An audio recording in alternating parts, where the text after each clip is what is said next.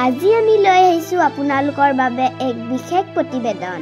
এই ভিডিঅ'টোত একো বিশেষ নাই যদিও আপোনালোকৰ মনত পৰিব সেই তাহানিৰ দিনবোৰলৈ য'ত মেচিনৰ বিপৰীতে সান্দহ, পিঠাগুৰি, চাউল আদি খুন্দা হৈছিল আমাৰ অতিকৈ চেনেহৰ ঢেঁকীটোৰ জৰিয়তে। এই ভিডিঅ'টো আগবঢ়াইছে শিৱসাগৰৰ পৰা জয়লক্ষী চুতীয়াই। চকুৱা চাউলৰ মুড়ি ফুটোৱাৰ পৰা সান্দহ খুন্দালৈকে সম্পূৰ্ণ এই ভিডিঅ'টো দেখিবলৈ পাব। পিছদিনা ধানখিনি ফলা হয় আৰু একেটা ৰূপতে শুকুওৱা হয়। শুকুৱাই মেলি আমি এতিয়া সান্দহগুড়ি এনেদৰে খুন্দিবলৈ লৈছোঁ। খাবলৈ বহুত টেষ্টি হয়।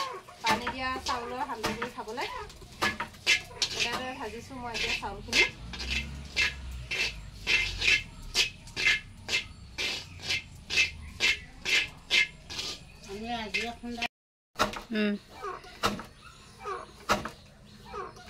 মই সান্দহগুড়ি বনাই আছোঁ দেই।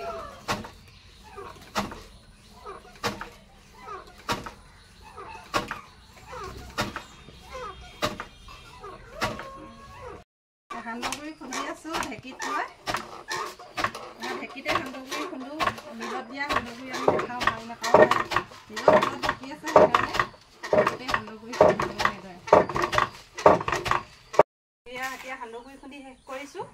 এয়া সান্দহগুড়ি এয়া হ'ল এতিয়া এনেদৰে হ'ল এইখিনি সান্দহগুড়ি। বহুত ভাল লাগে ঢেঁকীত খুন্দা সান্দহগুড়ি খাই। ইয়াৰ লগতে গুড় গাখীৰ লৈ খাবলৈ বহুত ভাল লাগিব। এইখিনি খুন্দিলোঁ সান্দহগুড়ি।